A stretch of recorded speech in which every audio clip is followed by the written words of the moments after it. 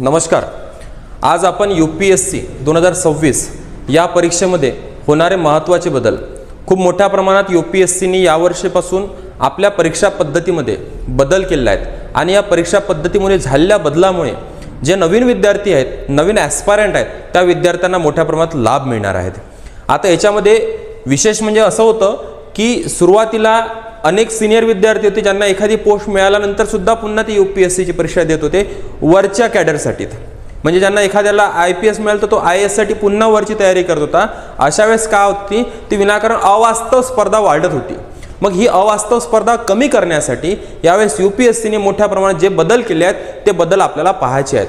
मग त्या बदलाचा फायदा कोणाला होणार आहे, बदलाचं नुकसान कोणाला होणार आहे, हे आपल्याला पाहायचं आहे. सर्वप्रथम यावेळेस UPSC 2026 अधिसूचनेतील महत्त्वाचे बदल काय बदल आहेत आणि UPSCची परीक्षा कधी होणार, काय होणार, त्याची एज लिमिट काय आहेत, हे सर्व अपडेट माहिती मी तुम्हाला आज या यशोज्ञान फाउंडेशन चॅनलच्या माध्यमातून तुम्हाला देतो आहेत. या चॅनलच्या माध्यमातून आपण पाहतात की रोज नवनवीन अपडेट माहिती तुमच्यासमोर आम्ही देत असतो. सर्वप्रथम सर्वांनी आमच्या या चॅनलला सर्वप्रथम सबस्क्राईब करून घ्या, लाईक करा आणि शेअर करा. चला काय म्हणतात बघा, लक्षात घ्या, समजून घ्या मित्रांनो. काय म्हटलं आहे या ठिकाणी की केंद्रीय लोकसेवा आयोगाच्या 2026 मधील परीक्षेची अधिसूचना आयोगाने जाहीर केली. नोटिफिकेशन आलेले आहेत. यात काही महत्त्वाचे बदल आहेत. विद्यार्थ्यांनी या बाबी समजून मगच कॉमन ॲप्लिकेशन फॉर्म भरणे अपेक्षित आहेत. मग कॉमन ॲप्लिकेशन फॉर्म भरायचा पहिले बदल काय आहेत, हे बदल पहिले आपल्याला समजून घ्यायचे आहेत. चला बघा, लक्षात घ्या काय बदल आहेत. सर्वप्रथम अधिसूचना काय आहेत यावेळची ही पहिले समजून घेऊ. अधिसूचना कशा प्रकारची राहणार आहेत यावेळची, तर UPSC अधिसूचना नोटिफिकेशन 2026 आलेले असून त्यातील महत्त्वाचे बदल आपण जाणून घेणार आहोत. 2025 प्रमाणे 2026 मध्ये काही मोठे बदल आयोगाने केले आहेत. 2025 मध्ये जसे बदल केले होते तसेच बदल या 2026 मध्ये पण आयोगाने केलेले आहेत.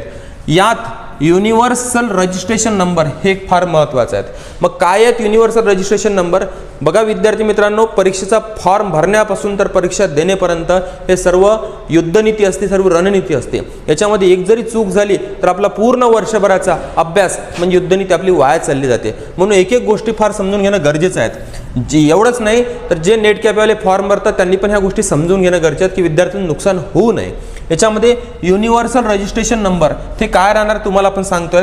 त्यानंतर थेट फोटो कॅप्चर, त्यानंतर चेहरा प्रमाणीकरण इत्यादी बाबींचा समावेश यावेळेस केलेला आहे.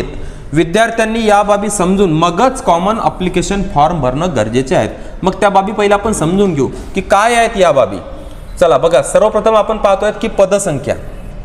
यावेळची जी UPSCची ॲड आलेली आहे त्याची पदसंख्या, परीक्षेमार्फत भरल्या जाणाऱ्या रिक्त पदांची संख्या अंदाजे 933 असण्याची शक्यता आहे.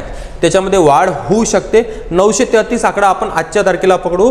पूर्ण भारतामध्ये UPSCच्या या परीक्षेसाठी 933 जागा असणार आहेत. त्याच्यामध्ये आपण पाहतोय की अर्ज करण्याचे अंतिम दिनांक. सुरुवातीला आपण बेसिक माहिती पाहू, मग झालेले बदल पाहू, त्याचा होणारा फायदा पाहू, त्याचे होणारे नुकसान पाहू. चला बघा, ऑनलाईन अर्ज 24 फेब्रुवारी 2026 रोजी करायचा आहे. 24 फेब्रुवारी 2026 रोजी सायंकाळी 6 वाजेपर्यंत आयोगाच्या https UPSC online nic.in या वेबसाईटवर जाऊन तुम्हाला हा ॲप्लिकेशन करायची आहेत. नंतरचं पाहू आपण. याच्यामध्ये वयोमर्यादा किती असणार आहेत, काही बदल झाला का, कमी झालं वय की वाढलं वय, हे समजून घेऊ आपण. बघा काय म्हटलं आहे, उमेदवाराचे वय पूर्ण केलेले असावे. 1 ऑगस्ट 2026 रोजी उमेदवाराचे वय 21 वर्षापेक्षा कमी नसावे. कधीपर्यंत? 1 ऑगस्ट 2026 पर्यंत त्याचे वय 21 वर्षापेक्षा कमी नसावे आणि 32 वर्षापेक्षा जास्त नसावे. 21 पेक्षा कमी असू नये आणि 32 पेक्षा तो जास्त असू नये. म्हणजेच उमेदवाराचा जन्म 2 ऑगस्ट 1994 पूर्वी 2 ऑगस्ट 1994 पूर्वी ज्याचा जन्म झालाय त्याला फॉर्म भरता येणार नाही. एवढंच नाही, तसेच 1 ऑगस्ट 2005च्या नंतर ज्याचा जन्म झालाय त्याला पण फॉर्म भरता येणार नाही. म्हणजे आपला जन्म 2 ऑगस्ट 1994 पासून ते 1 ऑगस्ट 2005 याच्या दरम्यान ज्याचा जन्म झाला असेल त्यालाच हा UPSCचा फॉर्म भरता येणार आहे. विद्यार्थी मित्रांनो, चांगल्या प्रकारे समजून घ्या. त्यानंतर काय आहेत युनिव्हर्सल रजिस्ट्रेशन नंबर हे पण समजून घेऊ. बघा, उमेदवाराकडे एका फोटो ओळखपत्राचा तपशील असणे आवश्यक आहे. कोणचं एक फोटो ओळखपत्र? मग त्याच्यामध्ये आधार कार्ड असू शकतो, त्याच्यामध्ये इलेक्शन कार्ड असू शकतो, मतदान कार्ड, त्याच्यामध्ये पॅन कार्ड असू शकतो, पासपोर्ट तुमचा असू शकतो किंवा ड्रायव्हिंग लायसन्स असू शकते, राज्य वा केंद्र सरकारने जारी केलेले इतर कोणतेही फोटो ओळखपत्र ज्याच्यावर तुमचा फोटो असतो, अशा प्रकारचं कोणतेही फोटो ओळखपत्र यापैकी तुम्हाला पाहिजे नाहीत. याला म्हटलं आपण युनिव्हर्सल रजिस्ट्रेशन नंबर. ठीक आहे. त्यानंतर UIR ज्याला आपण म्हटलं URN नंबर. ठीक आहे, URN number. Universal registration number म्हणजे URN. प्रोफाईल भरताना उमेदवाराला फोटो ओळखपत्राचा तपशील द्यावा लागेल. म्हणजे फक्त इन डिटेल तुम्हाला आधार कार्ड जोडलं असेल आधार कार्डचं इन डिटेल तुम्हाला द्यावं लागेल, पॅन कार्ड जोडलं असेल पॅन कार्डचं इन डिटेल द्यावं लागेल तुम्हाला. त्यानंतर हे फोटो ओळखपत्र भविष्यातील सर्व संदर्भासाठी, म्हणजे भविष्यात तुम्हाला नोकरी लागली त्याच्यानंतर कुठला रेफरन्स असेल भविष्यातील सर्व संदर्भासाठी हेच वापरले जाईल. आणि उमेदवाराला परीक्षा व्यक्तिमत्व म्हणजे तुमचं हॉल तिकीट जरी निघत असेल तर याच रेफरन्सने निघेल. तुम्हाला सेंटरवर एंट्री घ्यायची असेल एक्झाम सेंटरवर तर याच रेफरन्सने तुम्हाला मिळेल. लक्षात ठेवा. म्हणून जोडताना व्यवस्थित अशा प्रकारे जोडा की जे तुमचं ऑथेंटिक आहेत, अपडेट झालेलं आहे, सर्व गोष्टी ओके आहेत जे तुमच्याजवळ आहेत. ठीक आहे. उमेदवाराला परीक्षा व्यक्तिमत्व म्हणजेच इंटरव्ह्यू चाचणीसाठी हजर राहताना हेच फोटो ओळखपत्र सोबत ठेवण्याचा सल्ला आयोगाने दिलेला आहे. म्हणजेच तुम्ही जोडाल URN नंबर आधार कार्डचा आणि एक्झामला घेऊन जाल पॅन कार्ड, इंटरव्ह्यूला घेऊन जाल इलेक्शन कार्ड, असं वेगवेगळं जर कराल तर तुम्हाला एंट्री मिळणार नाही, तुम्ही क्वालिफाईड राहणार नाही, त्या ठिकाणी एलिजिबल राहणार नाही. हे आयोगाने क्लिअर केलं आहे, स्पष्ट केलं आहे. त्यानंतर काय म्हटलं बघा, थेट photo capture, live photo capture हे काय आहेत? अर्जदारांनी कॉमन ॲप्लिकेशन फॉर्म भरताना आपले छायाचित्र अपलोड करणे, आपला फेस फोटो अपलोड करावा लागेल आणि आपला थेट फोटो कॅप्चर करणे. ठीक आहे. तिथे वेब कॅमेरा राहील, जिथे तुम्ही फॉर्म भराल त्या वेब कॅमेऱ्यातून तुम्हाला तुमचा फोटो कॅप्चर करून तुम्हाला तो अपलोड करावा लागेल. लाईव्ह फोटो ज्याला आपण म्हणतोय, लाईव्ह फोटो कॅप्चर. ठीक आहे. हे सर्व प्रोसेस तुम्हाला आहेत करायची आहेत.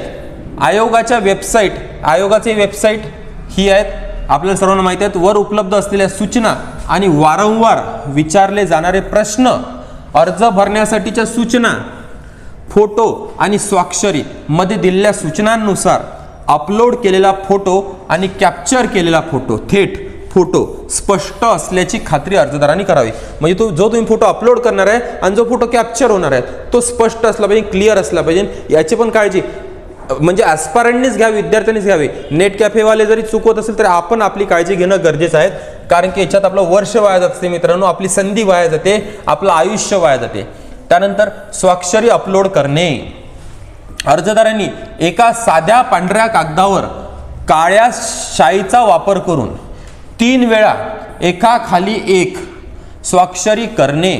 म्हणजेच काय आहे, एक काळा कागद घ्या, पांढरा कागद घ्यायचा, पांढऱ्या कागदावर काळ्या शाईचा, जसं फॉर एक्झाम्पल आता हा पांढरा कागद आहे, याच्यावर मी माझी सही करतोय काळ्या शाईची, पहिली सही. ठीक आहे. त्यानंतर दुसरी सही, पुन्हा दुसरी सही, त्यानंतर तिसरी सही, अशा 3 सह्या एकाखाली एक करणं गरजेचं आहे. लक्षात घ्या. ठीक आहे. आता स्वाक्षरी करणे आणि कॉमन ॲप्लिकेशन फॉर्म भरताना ती अपलोड करणे आवश्यक आहेत. ही जी साईन आहेत एका पांढऱ्या कागदावर काळ्या पेननी करून तिला अपलोड करावं लागेल, स्कॅन करून आपल्याला. ठीक आहे. त्यानंतर अपलोड केलेल्या स्वाक्षऱ्या स्पष्ट आणि सुवाच्य असाव्यात. इतरांना समजली पाहिजे स्वाक्षरी. पुन्हा ती डबल स्वाक्षरी करताना तशीच स्वाक्षरी आली पाहिजे, स्वाक्षरीमध्ये चेंजेस होता कामा नये. त्यानंतर अजून काय आहेत बघा, लक्षात घ्या. केंद्राचे वाटप म्हणजे सेंटर मिळणार आहेत फॉर्म भरल्यानंतर परीक्षेसाठी, प्रीसाठी केंद्राचे वाटप, प्रथम अर्ज प्रथम वाटप. बरेचसे विद्यार्थ्यांची इच्छा असते की मला हे सेंटर मिळालं, मला जवळचं सेंटर मिळावं.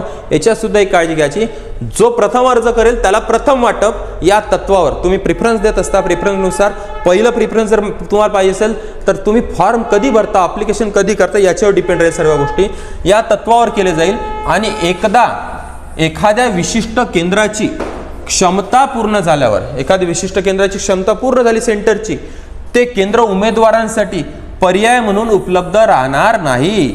म्हणजेच फॉर्म भरले, आधी फॉर्म भरले काही लोकांनी आणि ते सेंटर जर क्लोज झालं आणि तुम्ही उशिरा गेले फॉर्म भरासाठी आणि तुम्हाला जर ते सेंटर पाहिजे असं पण ते सेंटर ऑलरेडी क्लोज झालं होतं, त्याची कपॅसिटी पूर्ण झाली म्हणून तुम्हाला ते सेंटर तुम्हाला ऑप्शनमध्ये येणार नाही, मग तुम्हाला दुसरं सेंटर तुम्हाला चूज करावं लागेल. म्हणून प्रथम अर्ज प्रथम वाटप, ठीक आहे. परंतु अपंग उमेदवार इच्छित केंद्र निवडू शकेल. अपंग उमेदवारासाठी, दिव्यांग विद्यार्थ्यांसाठी रिझर्व केल्यात, त्यांना पाहिजे ते सोयीचं सेंटर मिळेल, त्यांच्यासाठी तेवढ्या जागा रिझर्वच राहील, लक्षात घ्या, ठीक आहे. त्यांना तशी सोय, त्यांना तशी व्यवस्था, विशेष व्यवस्था UPSC मार्फत करून दिल्या जाईल, हे सुद्धा स्पष्ट केलेलं आहे. अर्ज मागे घेण्याची परवानगी नाही. बदल बघा काय केलाय, यावेळेस केलेला अर्ज परत होणार नाही, एकदा बाण सुटल्यानंतर परत येत नाही, तसंच हा अर्ज वापस घेता येणार नाही.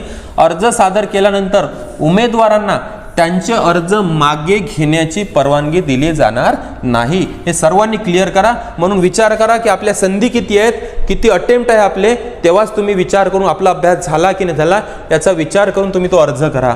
तसेच अर्ज सादर केल्यानंतर अर्जातील कोणत्याही फील्डमध्ये कोणताही बदल, फेरबदल, सुधारणा करण्याची परवानगी नाही. तुम्हाला काहीच, एकदा का तुम्ही ॲप्लिकेशन भरलं त्याच्यामध्ये कोणत्याच फील्डमध्ये तुम्हाला की नाही माझं नाव चुकलं, माझ्या वडिलांचं नाव चुकलं, डेट ऑफ बर्थ चुकले, हे चुकलं, ते चुकलं, नो एक्सक्यूज. म्हणून अर्ज भरतानाच विचारपूर्वक, काळजीपूर्वक, पूर्ण वेळ देऊन अर्ज भरणं गरजेचं आहे मित्रांनो. बघा लक्षात घ्या, इथे चुकीला माफी नाही. UPSC आहे ही वाली, ठीक आहे. देशाची परीक्षा आहेत, मोठे अधिकारी याच्यातून निवडले जातात, अधिकाऱ्यांकडून चूक होणं हे अक्षम्य आहेत, अपेक्षित नसते. म्हणून हा अधिकारी इथूनच बनताना अशा प्रकारे बनावा, ही अपेक्षा UPSCची आहेत, ठीक आहे. पात्र उमेदवारांना परीक्षेच्या तारखेच्या आधीच्या आठवड्याच्या शेवटच्या कामकाजाच्या दिवशी, म्हणजेच आठवड्याच्या शेवटच्या, म्हणजे सपोज या रविवारी जर पेपर असेल तर मागच्या आठवड्याचे शेवटचा कामकाज दिवस म्हणजे शुक्रवार, ठीक आहे. शुक्रवारी तुम्हाला काय कामकाजाच्या दिवशी ई प्रवेशपत्र जाहीर केल्या जाईल, म्हणजेच 9 दिवसाच्या आधी, ठीक आहे. 9 दिवसाचे तुम्हाला प्रवेशपत्र जाहीर केल्या जाईल असं क्लिअर सांगितलं आहे. ज्या उमेदवारांनी परीक्षेच्या तारखेच्या 7 दिवस आधी लेखनिक बदलण्याचा पर्याय निवडलेला आहे, लेखनिक रायटर ज्याला आपण म्हणतो, ठीक आहे. दिव्यांग विद्यार्थ्यांना रायटर असतात, रायटर बनण्याचा निर्णय ज्यांनी घेतला दिव्यांग सर्वांसाठी याच्यामध्ये महत्त्वाची माहिती आहे. अजून तर खूप मोठा बदल समोर पाहणार आहोत आपण की UPSC मोठ्या प्रमाणात बदल केले आहेत, नवीन विद्यार्थ्यांसाठी खूप मोठी संधी चालून आलेली आहे, ते आपण समोर पाहणार आहोत. बघा लक्षात काय म्हटलं आहे, त्यांना परीक्षेच्या तारखेच्या 3 दिवसाआधीपर्यंत 3 दिवस आधी ई प्रवेशपत्र जाहीर केले जातील, ठीक आहे. म्हणजे ज्यांना रायटर पाहिजे नाही त्यांच्यासाठी, नाही का. त्यानंतर वेळेचे व्यवस्थापन, मग वेळेचे व्यवस्थापन कशा प्रकारे यात राहणार आहेत बघा लक्षात घ्या. काय म्हटलेलं आहे, वेळेचं व्यवस्थापन, उमेदवारांनी परीक्षेच्या प्रत्येक सत्राच्या सुरुवातीच्या म्हणजे एका दिवशी 2 पेपर असतात, 2 सेशन असतात 2-2 तासाचे. मग पहिला पेपर, पहिलं सत्र च्या किमान 30 मिनिटे आधी परीक्षा केंद्रावर वेळेवर पोहोचावे. इथं जर 30 मिनिटं आधी म्हटलाय तरी आपण 60 मिनिटं आधीच पोहोचून जावं. बाकीच्या गोष्टी असतात, आपलं माइंड फ्रेश करणे असते, त्यानंतर सेंटरचं ॲटमॉस्फिअर कसं आहे माहीत करून घेणं असते, आपल्या क्लासरूमचं ॲटमॉस्फिअर कसं माहीत करून असते, स्वतःला शांत रिलॅक्स करणं गरजेचं असते. सर्व गोष्टी फार महत्त्वाच्या असतात, कारण की युद्धनीती जेवढी महत्त्वाची आहे तेवढी रणनीती महत्त्वाची आहे. वर्षभर केलेला अभ्यास म्हणजे युद्धनीती, आणि त्या 2 तासात, त्या 4 तासात पेपर जो सोडवायचा असतो तिथली नीती म्हणजेच रणनीती. युद्धनीती किती यशस्वी असली पण रणनीतीत जर फेल झाले तर तुमचा वर्षभराचा अभ्यास वाया जातो. म्हणून दोन्ही गोष्टी फार महत्त्वाच्या आहेत, फील्डवर तुम्हाला जाणे गरजेचं आहे. त्यानंतर कोणत्याही परिस्थितीत परीक्षा केंद्रात उशिरा प्रवेश दिला जाणार नाही, नो एक्सक्यूज. काहीच कारण नाही ऐकूला घेणार की बा मला असं झालं, मला तसं झालं, गाडी लेट झाली, काहीच नाही. म्हणून आपल्याला आधीच पोहोचायचं आहे मित्रांनो. बघा लक्षात घ्या, सर्वांनी या गोष्टीची काळजी घ्या. परीक्षा केंद्रावर उमेदवारांसाठी चेहरा प्रमाणीकरण म्हणजे फेस ऑथेंटिकेशन्स, म्हणजे बऱ्याचदा बोगस परीक्षार्थी परीक्षेला बसताना आपण पाहतो आहेत, ठीक आहे. UPSC सारख्या परीक्षेला सुद्धा मोठ्या प्रमाणात बोगस विद्यार्थी बसतात, आपण पाहतोय. हा प्रकार होऊ नये म्हणून UPSCने फेस ऑथेंटिफिकेशन सुरू केलेलं आहे. सुरक्षितता आणि सुरळीत परीक्षा प्रक्रिया सुनिश्चित करण्यासाठी सर्व उमेदवारांना परीक्षा केंद्रावर अनिवार्यपणे चेहरा प्रमाणिकीकरण करणं आवश्यक आहे. उमेदवारांना चेहरा प्रमाणीकरण, ओळख पडताळणी आणि तपासणीसाठी परीक्षा केंद्रावर वेळेवर पोहोचणे आवश्यक आहे. म्हणजे सर्व प्रोसेस तिथे होणार आहे सेंटरवर, त्या प्रोसेसला वेळ लागतो, म्हणून सर्वांनी वेळेच्या आधी पोहोचणं फार गरजेचं आहे, असं UPSCने क्लिअर कट सांगितलेलं आपल्या नोटिफिकेशनमध्ये. हे आपण UPSCचं नोटिफिकेशन वाचतोय मित्रांनो, जसं आहे तसं, ठीक आहे. त्याच्यामुळे सर्वांनी लक्षात घ्या, फार महत्त्वाचं आहे. ओके, तर प्रश्नपत्रिकांमधील प्रश्नांवर निवेदन. मग आता बरेच जण ऑब्जेक्शन घेतात, पेपर झाल्यानंतर हा प्रश्न चुकीचा होता, या प्रश्नाचा आन्सर चुकीचं दिलेला आहे. मग त्यांच्यासाठी काय म्हटलं आहे, आयोगाद्वारे ज्या उमेदवारांनी पूर्व परीक्षा दिली आहेत, बघा काय काय बदल झाले, आपण सर्व बदल पाहता 2026 मध्ये झालेले, त्यांना परीक्षेच्या प्रश्नपत्रिकांमधील प्रश्नांवर आणि नागरी सेवा परीक्षेच्या प्रश्नपत्रिकेच्या उत्तर तालिकेवर, ज्याला आपण आन्सर की म्हणतो, एखाद्या कोणाला प्रश्नावर ऑब्जेक्शन घ्यायचं असेल, कोणाला आन्सर की मधल्या उत्तरावर ऑब्जेक्शन घ्यायचं असेल, त्यांच्यासाठी जर निवेदन सादर करण्याची संधी 5 दिवसाच्या कालावधीत, मग 5 दिवस कुठून पकडायचे, 5 दिवसाच्या कालावधीत दिली जाईल. म्हणजेच परीक्षेच्या 3ऱ्या दिवसापासून ते 7व्या दिवसाच्या, म्हणजे परीक्षेच्या 3ऱ्या दिवसापासून तर 7व्या दिवसाच्या सायंकाळी 6 वाजेपर्यंत. आज परीक्षा झाली, उद्या नाही, परवापासून.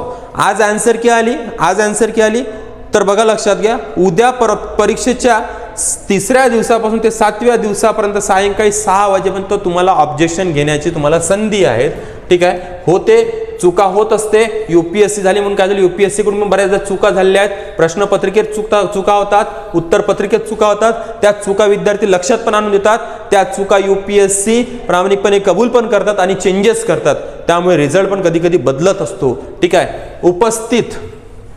उपस्थित उमेदवार आयोगाच्या वेबसाईटवर, ही वेबसाईट दिलीत, लॉग इन करून परीक्षा नंतर प्रश्नपत्रिकेवरील निवेदने या शीर्षकाखाली, पहिले परीक्षा हे शीर्षक येईल, हे वेबसाईट ओपन केल्यानंतर त्या परीक्षेमध्ये जायचं, मग प्रश्नपत्रिकेवरील निवेदने हे टायटल येईल, त्या शीर्षकाखाली प्रश्नपत्रिकेवर त्यांची निवेदने सादर करू शकतात. म्हणजे तुम्हाला वेबसाईटवर सर्व निवेदन ऑनलाईन करायचं आहेत, ठीक आहे. आयोग, UPSC आयोग नागरी सेवा प्राथमिक म्हणजेच प्री परीक्षा, पूर्व परीक्षेचा निकाल जाहीर झाल्यानंतर उत्तीर्ण उमेदवारांसाठी 10 दिवसांची मुदत देईल. लक्षात घ्या, जसं UPSCचा निकाल जाहीर झाला पूर्व परीक्षेचा, तिथून 10 दिवसाची मुदत दिल्या जाईल म्हणते उत्तीर्ण उमेदवारांसाठी, ठीक आहे. म्हणजे समोरचा अर्ज करण्यासाठी फारच कमी दिवस असतात. लक्षात घ्या, पटापट. UPSC आणि MPSC हे अशा 2 स्वायत्त संस्था आहेत की जे व्यवस्थित टाइम टेबलनुसार चालतात. खास करून UPSC वर्षातून परीक्षा निघण्याचं शेड्यूल असते, परीक्षा होण्याचं शेड्यूल असते, पूर्वचं शेड्यूल असते, मुख्यचं शेड्यूल असते, मुलाखतीचं शेड्यूल असते आणि जॉईनिंगचं पण शेड्यूल असते. बघा लक्षात घ्या, फार विश्वसनीय ही परीक्षा, UPSC परीक्षा, ठीक आहे. या मुदती दरम्यान पोर्टलवर लॉग इन करून त्यांचे तपशील अद्ययावत करणे, ठीक आहे. म्हणजे एखाद्याला आपली माहिती पुन्हा अपडेट करायची असेल प्री झाल्यानंतर, तर तिथून पूर्व परीक्षा निकाल लागल्यानंतर 10 दिवसाच्या तुम्हाला अपडेट करण्याची संधी आहे म्हणते, किंवा पुन्हा निश्चित करणे, म्हणजे पुन्हा कन्फर्म करावं लागेल तीच माहिती आमची बरोबर आहे, अर्ज सादर करणे अनिवार्य असेल, जेणेकरून आयोग ई प्रवेशपत्र तयार करू शकेल मेन्ससाठीचं, ठीक आहे. पूर्व परीक्षा पास झाल्यानंतर 10 दिवसाच्या आत हे सर्व करायचं आहे म्हणते उमेदवाराला. आयोग नागरी सेवा मुख्य परीक्षेच्या लेखी भागाचा निकाल, मग आयोग नागरी सेवा, मग मुख्य प्री झाल्यानंतर मुख्य परीक्षा असते, मग मुख्य आपण थेरॉटिकल आहेत आपल्याला माहिती आहे. लेखी भागाचा निकाल जाहीर झाल्यानंतर, मेन्सचा निकाल जाहीर झाल्यानंतर इंटरव्ह्यू असतो, ज्याला आपण व्यक्तिमत्व चाचणी किंवा मुलाखतीसाठी पात्र ठरलेल्या उमेदवारांना 15 दिवसाची, मग तिथून मेन्स झाल्यानंतर 15 दिवसाची तुम्हाला मुदत दिल्या जाईल. मुदत आवश्यक माहिती भरणे, अद्ययावत करणे यासाठी देखील देईल, तिथून 15 दिवसाची इंटरव्ह्यूसाठी, ठीक आहे. त्यानंतर पाहू बदल काय आहे, अजून भरपूर समोर महत्त्वाच्या गोष्टी यायच्या आहेत, कारण की UPSCने यावेळेस मोठा स्फोट केलेला आहे. या स्फोटने चांगले विद्यार्थी, चांगले अधिकारी हादरून गेलेले आहेत. मग तो स्फोट कोणता आहे हा समोर पाहणार आहोत. बघा लक्षात घ्या. मग उमेदवारासाठी हेल्प डेस्क सुद्धा दिले आहेत, हेल्पलाईन नंबर दिले आहेत, ईमेल ID दिले आहेत, सर्वांनी हे लिहून घ्या. ही हेल्पलाईन अर्ज सादर करण्याच्या कालावधीत 4/2/2026 ते 24/2/26 पर्यंत सर्व कामकाजाच्या दिवशी सकाळी 10 ते सायंकाळी 5:30 पर्यंत कार्यरत राहील हे वेबसाईट वगैरे, ठीक आहे. अर्जदार अर्ज प्रक्रियेशी संबंधित कोणत्याही समस्यांसाठी, कोणती काही समस्या असो, तुम्हाला शुल्क भरणे असो, कागदपत्रे अपलोड करणे असो, इत्यादी कोणती समस्या असो, या सेवेचा वापर करू शकतात या साईटवर जाऊन, ठीक आहे. आता फार महत्त्वाचं मी तुम्हाला सांगितलंय की यूपीएससीने मोठा स्फोट केलेला आहे, यूपीएससीने मोठ्या प्रमाणात सुधारणात्मक बदल केले आहेत आणि त्या बदलाचा फायदा नवीन विद्यार्थ्यांना होत आहेत. त्या बदलाचा फायदा अधिक नुकसान किंवा बदलाचा तोटा अधिकाऱ्यांना होणार आहेत जे यूपीएससी मधून पास झाले आहेत त्यांच्यासाठी. मग काय बदल आहे आपल्याला पाहायचं आहे, बघा लक्षात घ्या सर्वांनी, आणि या बदलाला सर्वांना सामोरं जायचं आहे. बदल हे कोणासाठी संधी राहणार, त्या संधीचं सोनं पण करून घ्यायचं आहे. IFS इंडियन ॲडमिनिस्ट्रेटिव्ह सर्व्हिस आणि IFS इंडियन त्याला फॉरेन सर्व्हिसेस म्हणतो, ठीक आहे. या परीक्षेसाठी किंवा IFS इंडियन फॉरेस्ट सर्व्हिस पण असते. IFS ना परीक्षेसाठी राजीनाम्याची अट, मग राजीनाम्याची अट केली आहे.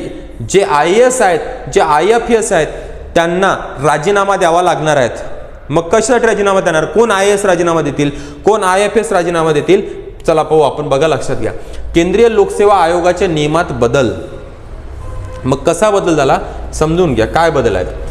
केंद्रीय लोकसेवा आयोगाने म्हणजेच UPSC 2026च्या नागरी सेवा परीक्षेची अधिसूचना बुधवारी जाहीर केली असून यावेळी नियमांमध्ये मोठे बदल केलेत. आता सेवेमध्ये, हा बघा काय म्हटलं, महत्वाची गोष्ट, आता सेवेमध्ये असणाऱ्या अधिकाऱ्यांचा वारंवार परीक्षा देण्याचा मार्ग बंद करण्यात आला आहे. म्हणजे एखादी विद्यार्थी UPSC पास करून अधिकारी बनतो पण त्याचा लोभ काही सुटत नाही, तो पुन्हा परीक्षेवर परीक्षा देतो, मला पुन्हा वरती जायचं, मला IPS पाहिजे, मला IAS पाहिजे. अशा वेळेस काय होते, तिथे अवास्तव स्पर्धा वाढून जाते आणि हे जे नवीन विद्यार्थी आहेत, नवीन विद्यार्थी त्यांच्या स्पर्धेमध्ये मागे पडून जातात. बघा लक्षात, असं होऊ नये म्हणून UPSCने कडक शब्दात सांगितलं आहे की आता सेवेमध्ये असणाऱ्या अधिकाऱ्यांचा वारंवार परीक्षा देण्याचा मार्ग बंद करण्यात आला आहे. मग कशा प्रकारे काय बदल केला आहे, कशा प्रकारे बंद होणार त्यांचा मार्ग, चला समजून घ्या. सेवेत असतानाही म्हणजे सर्व्हिसवर असतानाही तुम्ही क्लास 1 अधिकारी, क्लास 2 अधिकारी असतानाही अधिकारी अनेकदा काय तात परीक्षा देत असल्यामुळे नव्याने परीक्षा देणाऱ्या उमेदवारांचे काय होत होते, नुकसान होत होते आणि त्यामुळे आयोगाने हा बदल केलेला आहे. तर काय बदल केला डिटेलमध्ये पाहू. निवडलेल्या अधिकाऱ्याला ज्याची निवड झालेली आहे आणि जो रुजू आहेत, निवड झालेली आहे म्हणजे सिलेक्शन झालं आहे, फायनल इंटरव्ह्यू पूर्ण मेन्समधून, निवडलेल्या अधिकाऱ्याला एकदा कामगिरी सुधारण्याची संधी मिळेल. त्याला फक्त एकच अटेम्प्ट मिळेल समोरची परीक्षा देण्याचं. म्हणजे सिलेक्शन झालं आहे आणि त्याची इच्छा आहे मला वरच्या रँकिंगला जायचं आहे, मला IAS पाहिजे, मला IPS पाहिजे, मग त्याला पुन्हा एकचदा संधी मिळेल म्हणते. तर ते कशा प्रकारे, त्याचं पुन्हा काही अटी आहे का, ते आता काही अटी असेल, नियम शर्ती प्रत्येकच ठिकाणी आहेत, ते सर्व आपल्याला पाहायचे आहेत. जर एखाद्याची जर एखाद्याची 2026 मध्ये म्हणजे या वर्षी IPS म्हणजे इंडियन पोलीस सर्व्हिससाठी निवड झाली तर तो 2027 मध्ये कामगिरी सुधारण्यासाठी त्याला IAS वरती जायचं आहे. 26 मध्ये निवड झाली तर तो 2027 मध्ये वरच्या एक्झामसाठी मी पुन्हा UPSC तो देऊ शकतो एकचदा. त्यानंतर जर त्याला परीक्षा द्यायची असेल, आता 27 मध्ये त्याचा अपेक्षित यश त्याला मिळालं नाही, साध्य नाही झालं आणि त्याला पुन्हा 2028 मध्ये परीक्षा द्यायची आहेत, मग त्यासाठी काय अट आहेत बघा लक्षात घ्या.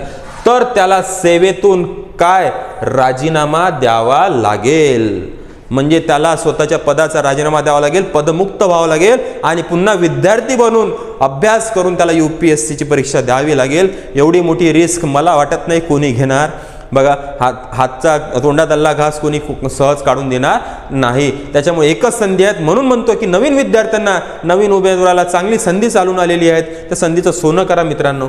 आयोगाने यावेळी 933 पदांसाठी भरती जाहिरात प्रसिद्ध केली आहे, 933ची UPSCने. यानुसार विद्यार्थ्यांना 24 फेब्रुवारी, आजची 6 फेब्रुवारी आहे, पूर्व परीक्षेसाठी अर्ज करता येणार आहेत. ठीक आहे, पटापट चालू करा अर्ज भरणं यावेळी. आणि पात्रतेशी संबंधित UPSCने परीक्षेसाठी प्रयत्न नियमांमध्येही मोठा बदल केलेला आहे.